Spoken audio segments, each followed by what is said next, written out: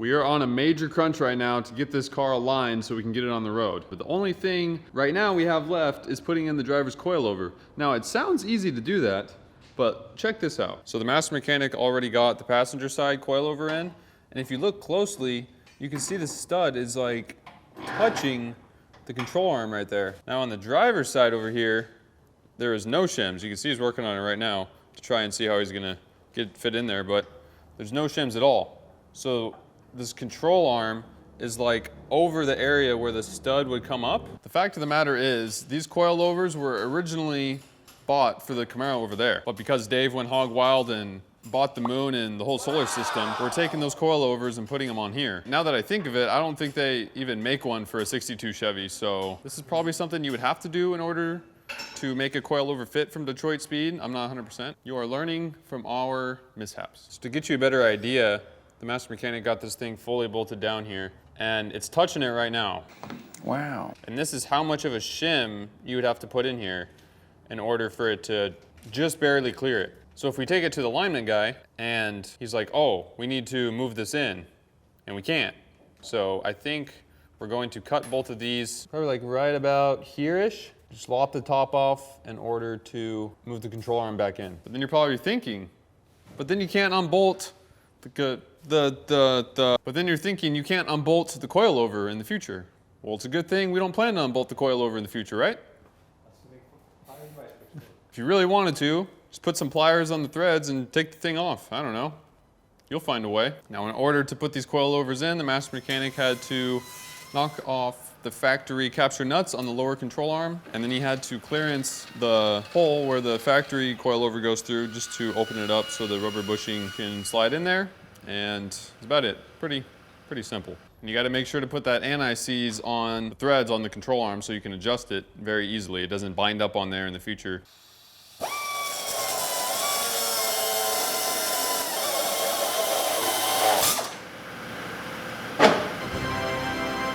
Okay, we got both of the studs cut on both sides, and now we are all back together. So we're gonna put the wheel on.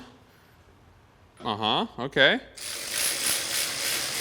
Now this is the moment of truth. It has been sitting here for about 4 months. So this is gonna be the first time on the road in 4 months, but the first time actually driving, being a purposeful car in 5 years, that's just crazy that it sat that long. So let's get this thing on the ground so we can check the ride height, see how it is. See how it looks with where we have it set right now. Meow.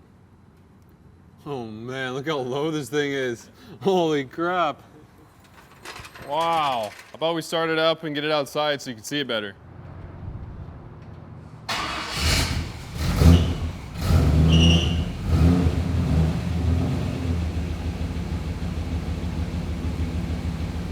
What a difference from before. Look how much quieter that is. It's unreal. Wow, man. I could stand here and have a full conversation with you guys.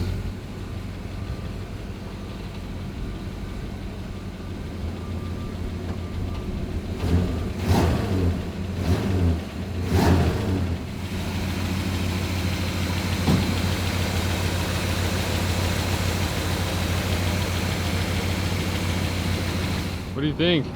I think it's pretty trick. You're gonna go get some gas in it because I only put like 3 gallons in it and we've been running and stuff. So gotta get it aligned. We're gonna get the hood tomorrow morning. I think it'll be a cruiser again. We're gonna give it a good wash. This is gonna be a trick.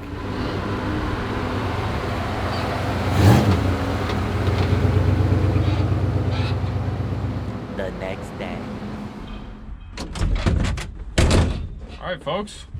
Car's back from alignment. We're gonna drive this thing down to get the hood, pick it up from the proud Camaro owner. On the way down, we are going to work on the transmission shift programming. We're gonna change it a little bit. It's shifting a little early, so I'm going to go into the app. Yeah, we'll show you a little more in depth of that later, but right now he's gonna program it as we drive. See a little Edelbrock app. Pretty trick. Got it. See? Got the big red keychain for Big Red. Yes, sir. Oh, there it goes. Now I can find it. Didn't even touch the gas pedal. Well, we were running it before, but... Who needs fuel injection? All right, let's go. Let's see how it drives. Shall we? So now with this thing being quiet, you can hear the rear suspension squeaking like crazy. And it sounds really good inside, really quiet. Yeah, it's not bad at all. Really nice, way better than before. You can actually... We're at the racetrack right now. Somebody's calling us out. We're at the, dude, that's it. You can actually talk inside of the car now. It's very nice and enjoyable. All right, so we're on the freeway now. What RPM does it say we're at? Okay, we're cruising 2,200 RPM at 62 miles an hour. Isn't that cool? So torque converter clutch is engaged. We're full lockup. We're at 30% throttle now, 2,500 RPM. Not bad, 25, so 2,500. We're doing 68 miles an hour. Not bad. Yeah? Definitely needed the overdrive. Yeah, so it'll probably be in its best interest to change the rear end gears. Yeah. Future. Yeah, I need a little bit more.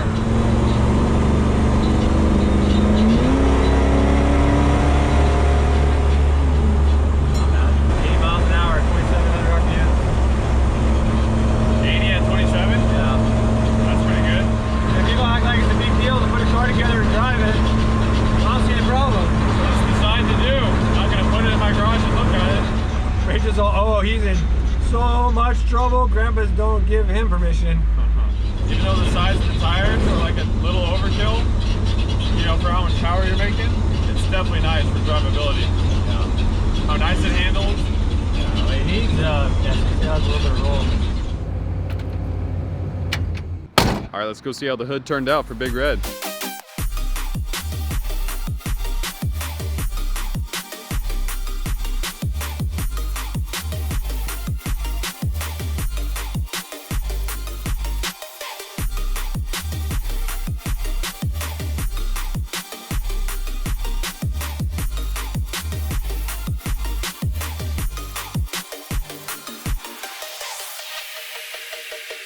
And there you have it, our reproduction hood, fully painted on the car, and I think it matches perfectly. The guy did 2 coats of paint, and then he did a single coat of clear, and he even put a little bit of scratches on there to match the fenders and the rest of the car, so it matches really good. I went ahead and washed the car because it was absolutely filthy, as you already saw. So now it looks good. The thing is looking good. Look at that. The hood matches really good. Before, when the rest of the car was dirty, the hood didn't match at all. People are like, oh, is your hood freshly painted? And oh, but now they don't ask that question. I haven't heard a word since. And I just want to mention that, you know, I'm just a one-man show, and there's some people that really helped out. For me to do all aspects of the car, I'd have to have like 2 city blocks of space and tools and everything. So like one person doing the whole thing is almost impossible. So I want to thank a couple people that really helped out on getting the car together and to the point where it's at now. I want to thank the proud Camaro owner for taking care of the hood. He got it painted, looks amazing. He got the underside in a gloss black. I think it looks like it's always been on the car. I want to thank James over at Accurate Alignment in Oceanside. He was swamped, and we dropped this thing off to him. He stayed late, got it all aligned, got the whole front end straightened out. Turned out great, like it always does, man. We use him for all of our alignments. Obviously, we don't have an alignment rack. And I want to thank, you know, good old Ron Davis for making a quality radiator. This thing's unreal. We've been driving it around. Summertime here in California, which isn't crazy heat compared to some cities, some states, but it's pretty hot here. Well, you gotta specify San Diego. Most of California is very hot. Yeah, San Diego is definitely cooler, especially by the coast. But I mean, we've been driving this thing around. We go inland, which is hotter. 0 issues with overheating. These fans, they come on in traffic, and I swear they hardly even run. Like, it cools off so quick. But just the quality of the radiator is unreal. You know, obviously we can't build a radiator, so it worked out great to go to the right people, get the right radiator, dealing with Ron, and just the knowledge that he has about, you know, the style and how it's going to fit the car. And I want to thank Dave for his little mishap on his wheels. That really motivated me to get the car on the road. I mean, it turned out nice. We like it. We got a road trip planned on this car here coming up. We're going to get all the bugs worked out of it, everything finished up, and we're going to drive this thing like it's intended, like what people did back in 1962. You got in your car and you drove the thing. That's what you do. Just because it's old doesn't mean you can't go down the road. You get it set up so you keep up with, you know, the higher speeds and handling and everything, and you go enjoy them. So the first time we drove the car in this setup, the way we have it now, is when we went down, we drove it down and picked up the hood. And if you remember on the video, you can hear the rear end is just squeaking like crazy. So the Heims, this thing has all Heim jointed rear end. This is pretty much a 4-link like I talked about before. But see, I lubed them up. No more ee. So that was the first thing we had to fix. Now the door's making noise. Whoops, I bumped the door, sorry. But yeah, So we fixed that. That's weird, he bounced the car in the door, makes noise.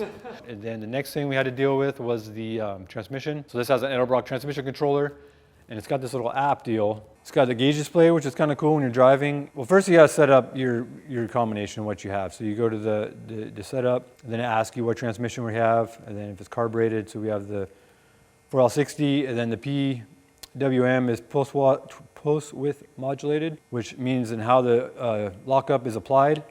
It's pretty much what they're talking about there, and then you go to the next step. So then you need to calibrate the throttle position sensor. We've been having a problem with this, and I've been dealing with Edelbrock to see what it is. It's saying the problem we're still having is it won't do a full throttle upshift. So I just changed the throttle position. They're telling me I need to have a half a volt on the closed throttle. So just pay attention to that if you do yours. I haven't driven it since I've changed it, but pretty much 0.55 volt. There's no tension in the cable, so that's as closed as it can be. So I'm hoping that fixes the problem, but they say I need to start with a half a volt and then recalibrate it, which I already did.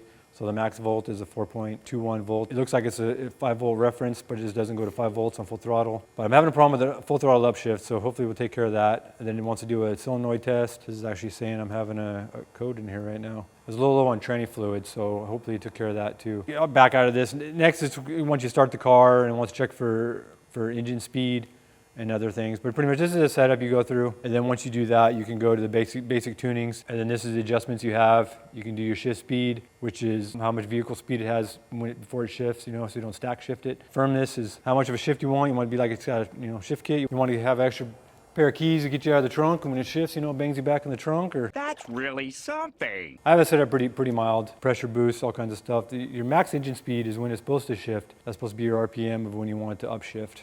But that's what we're having an issue with. Torque converter, clutch engagement, what gear. You can have a lockup in third gear, which I don't really care for personally because it kind of gives like a little chuggy chug if you're cruising around 40, 50 miles an hour. I like the lockup to be after the fourth gear. Well, it's gonna be after, but not like right away after. So I like it goes into fourth gear and then like 5 or so more miles an hour quicker, then it'll go into lockup. Because if it does it all at once, it does like a chug because it'll shift and then lock up and it kind of bogs it down a little bit. So I let it go into fourth gear and then wait a little bit longer on the vehicle speed and then let it go into lockup. And then if you're super high tech, you can go into the advanced, and then it has some tables and stuff. So in this one here, the advanced tuning, you can get all crazy and you can adjust the tables of how it shifts and everything. But you really got to know what you got going on. So be careful if you come into here, start changing everything around. You can really mess stuff up. Leave well enough alone. But you can go into the advanced stuff. It's pretty cool. It's got a lot of adjustment. So that's the only problem we're having with the transmission. All is good though. Change oil in it. It had a little dent in the oil pan because the drain plug was on the bottom. I don't know if that knucklehead Josh or something set it on the floor, but the drain plug put a dent in the pan and the washer was bad. So I straightened out the pan, had a little slide hammer deal and pulled it back down and put a new washer on it. So fix that little oil leak so we have no leaks. I don't know if you remember the old rack that was in here. In my eyes, it was a prototype. I tried to do away with it because my dad had a radiator in here that was so thick, like I mentioned before on this guy, that if you go too big on this radiator, that it hits the stock gearbox. Well, that's what he did. He had a bigger radiator in here that was thicker, and his fix was that he kicked it at an angle. So the top of it was shimmed and the bottom was touching like it should be mounted, and it was at an angle. And the car with the big block in it had problems overheating all the time. And my theory on it was that the air would come through, and the air is going to take the easiest path of travel. So it came through, it hit the radiator, and it was just like a ramp. And being that he didn't have a hood on it, it just hit and shot up and never went through the radiator, which I think was correct theory because I put the rack in here. He always wanted to add power steering, but like we mentioned, my dad's Mickey Mouse and the cheapskate. Hi, everybody. So I got a rack from, can't remember who I got it from. The position of it wasn't right because it had a little bit of a bump steer afterwards, but I was able to straighten out the radiator.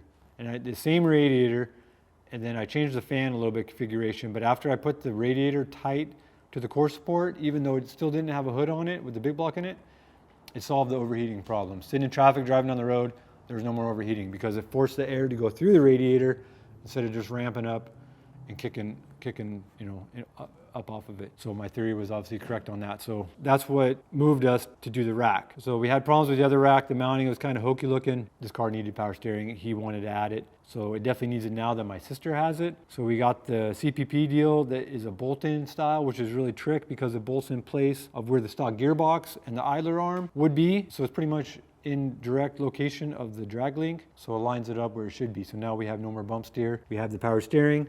like it always should have, especially needs now with the bigger front wheels and tires. But the only problem is because we had the other rack in here that I already kind of cut this stock column different than what it needed to be for this rack. So when I went to put the shaft in here, because these U-joints and the shaft come with it. It's all a kit. The pump, everything comes in one box, which is great, but I already cut the shaft. So when I went to put this on here, I wound up being like 2 inches too short. So I went around, and there's another shop over here. The guy has a lathe and stuff, and he had a piece of metal, and he machined it for me. So he pretty much made me a spacer that fit inside of the U-joint, and then it located over the column shaft. So I welded it on. So I welded the spacer. This normally would have a pin in it. I just welded the spacer into it, but I wound up being a little too long. So now the column, you can see here, the spring is fully collapsed. It's pushing on the column, which is pushing it up, and it's kind of binding it. So I'm gonna have to shorten it a little bit more. So I think what I'm gonna have to do is now, because I don't want to cut this off again, because this is actually straight and it's located nicely. So I think I'm going to do is I'm going to take the shaft out. I'm going to cut the shaft and then re-weld it, and then I'll wind up painting I have to paint this because I welded it, but I'll wind up painting all this. So that's probably going to be how I shorten it, because it's not a collapsible, it's a solid piece. We got the one back here, is this one right here. The inner fender has retaining clips that hold the nuts up in there, and if you're not careful, if you get cross-threaded or anything, it grabs it, and being old, that it'll break the nut loose from the clip. So this one was, I don't know, this one wasn't cross-threaded. It came right out. We just put a nut on it. So we got this one. This one was missing a nut. So we got that one bolted down, this one fixed. So we're slowly getting the squeaks and rattles worked out of it now that it's quieter. One of the very first thing that we noticed that was definitely a problem was the way I ran the exhaust. And probably in a normal situation it'd be fine, but I didn't run it all the way out. I kind of ran it in front of the tire, as you can see here. And then we did it again, just like old Mark 62. We lubed the hood and it wouldn't stay open. Now we lubed the trunk on this thing. Now it won't stay open anymore. It keeps falling on us. I think we should stop doing that. It was squeaking and rattling too, so we tried to fix it. If you're like really careful, don't bump anything, it'll stay there. So you can see these tubs don't come up. You know, they're just crazy. So this is riding in the tire right here. We got all this nonsense all the way around it inside the car, where it's just wide open. And see, these tacks broke loose. And we tried to fix this, but Classic Industries has every wheel tub except 62.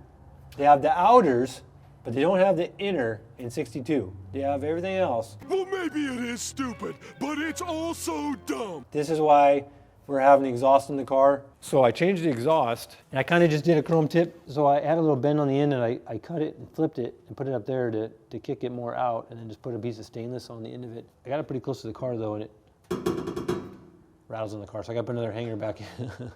I got to put another hanger back here to hold it down a little bit. But now we don't get fumes in the car. And I got to say, I am pretty impressed though for how good this 327 runs. I thought for sure with these 295s and the posi and everything that the suspension this thing has, I didn't even think it'd spin the tires. I thought if you just mashed it, it'd be like ball. But it actually spins the tires. This thing runs really good. So I think my stickers are actually legit. I think it is about 300 horse. If not, everybody else makes 450. Why can't I make 300?